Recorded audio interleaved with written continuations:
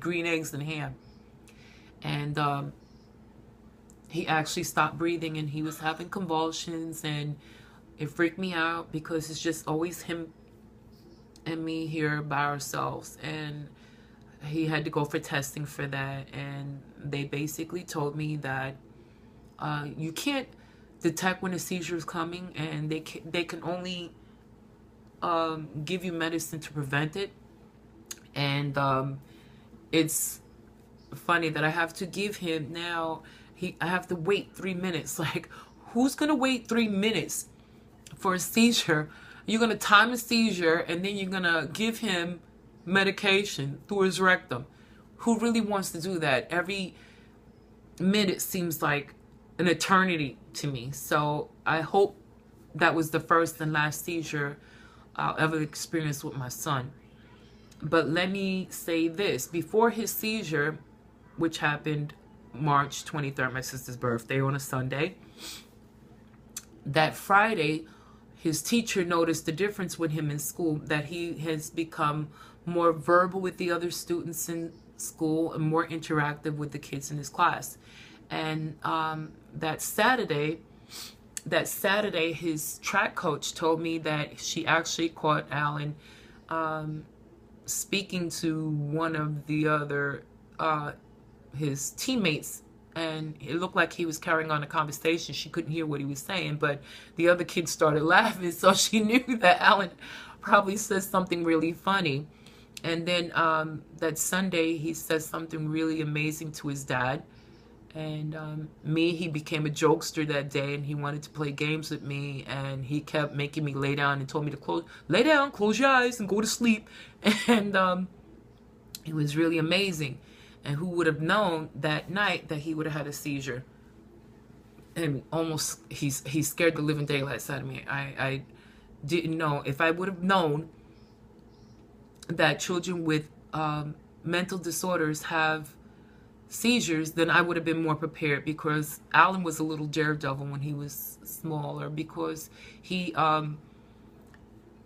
pain doesn't hit him right away like it hits everyone else. So he's had I had to take him for a slight concussion. He jumped off the bed on a concrete floor. He ran into a wall and chipped his tooth. He recently, last year, he broke a bone off his ankle because he's afraid of a dog, and he ran away and twisted his ankle. So I think if someone would have told me that my son would potentially someday in his life have a seizure, I think I would have been a little bit prepared for it, okay? Trust me, after going through everything else with my other two children as well.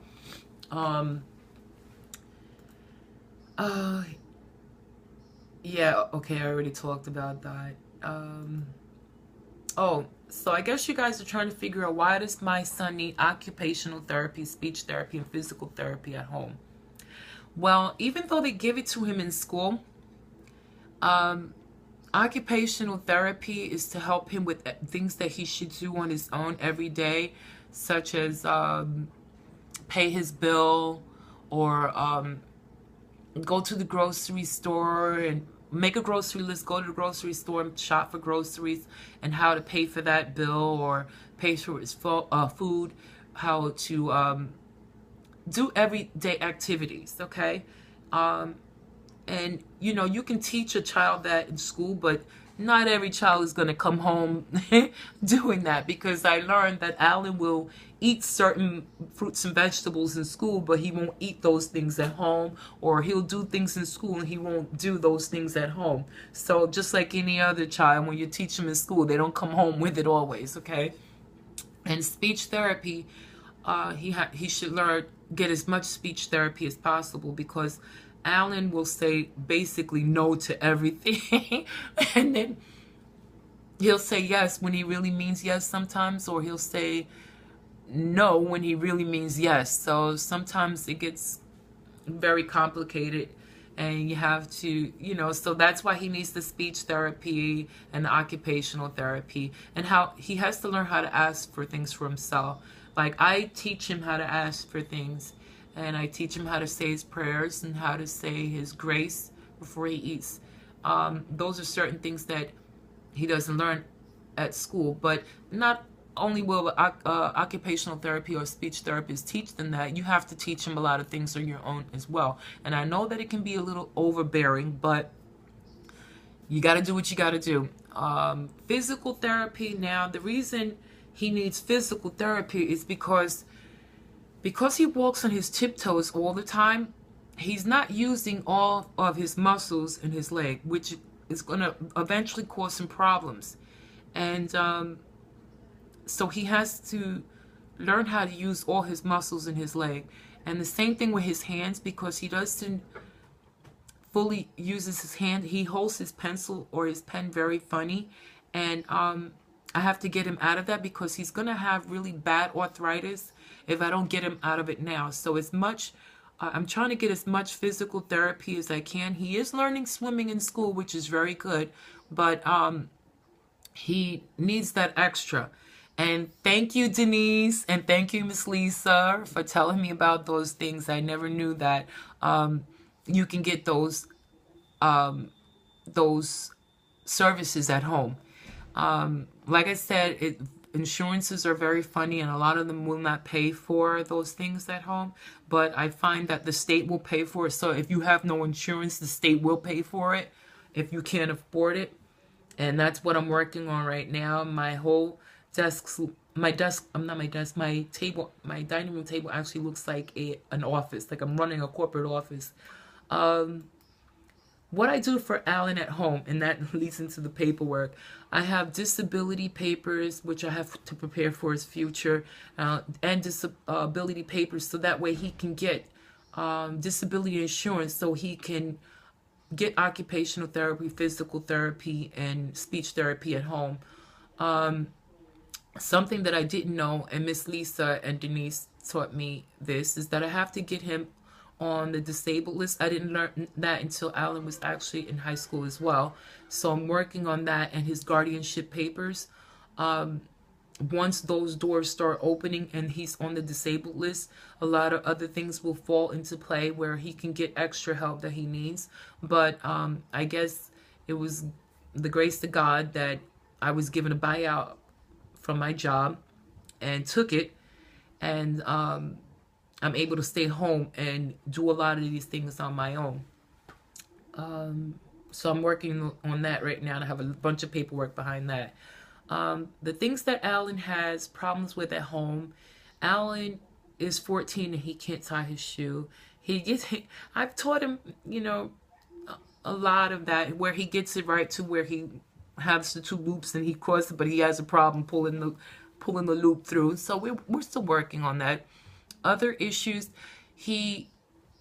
because he doesn't use his hands or his fingers thoroughly, he has problems with taking a shower, wiping himself sometimes, and washing his hair.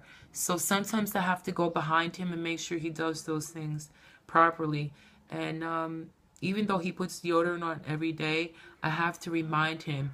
Or if he's taking a shower, I say, hey, Allan, don't forget to wash your neck, or don't forget to wash wash your back, your underarms, Allan, don't forget your underarms. So I have to yell those things out to him. And when it comes to brushing his teeth, the easiest way I can show him is just to do it. So what I do is I go in and I show him how to do it. He mimics what I do, and then I tell him again, just do it again and make me happy. He doesn't like to brush his hair, and so I keep his hair cut very short, so he still has to brush his hair, but he just doesn't like to do it as much because I keep his hair cut close. How I cope sometimes when I'm having a meltdown. I think everybody has a meltdown, but I think it's more often for parents with children with disabilities. And it's okay to cry. It's okay to cry. I cry all the time.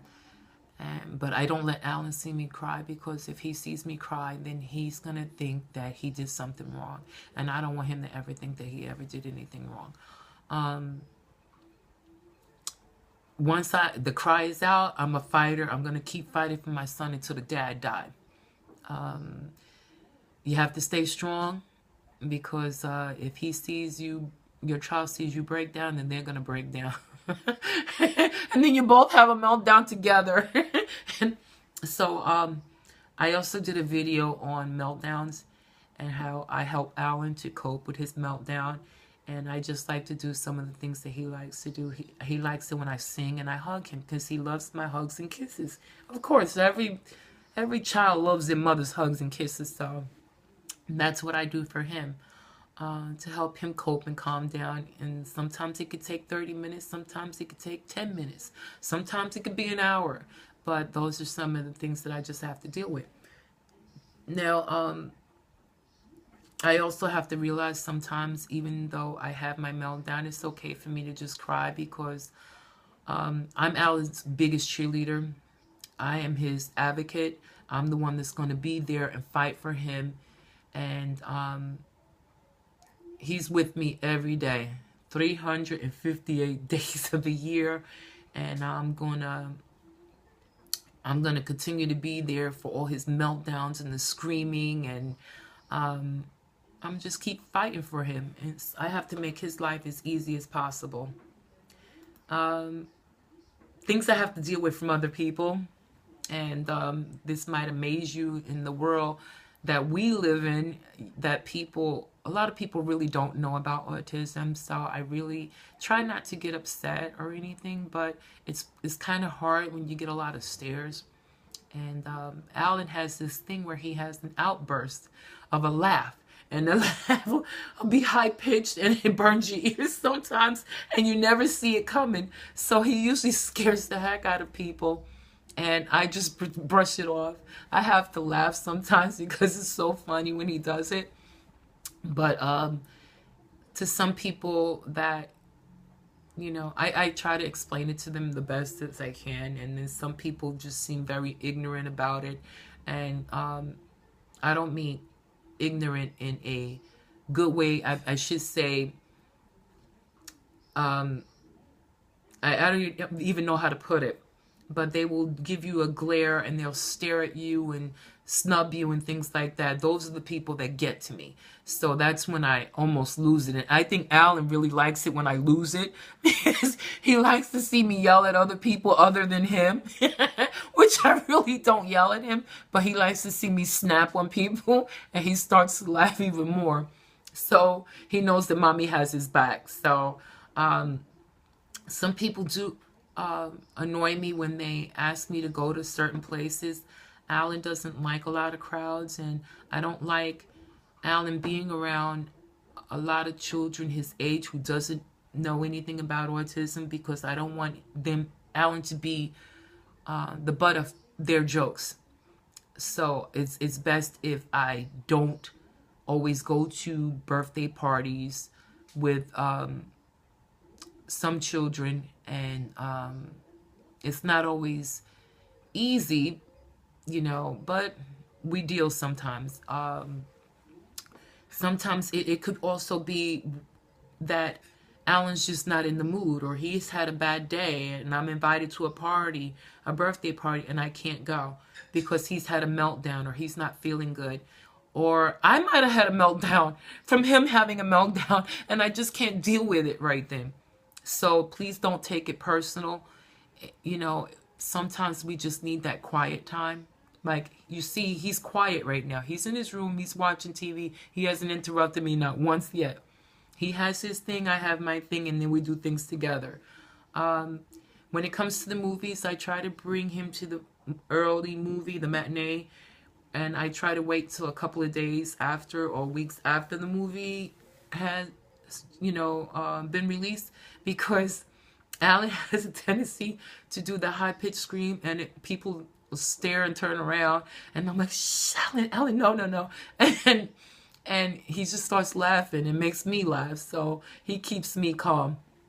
Now, it's pretty easy when we go shopping, because we always go shopping in the same places, and because of the high-pitched laugh, everybody knows who Allan is, and they love when he comes to Target or he goes to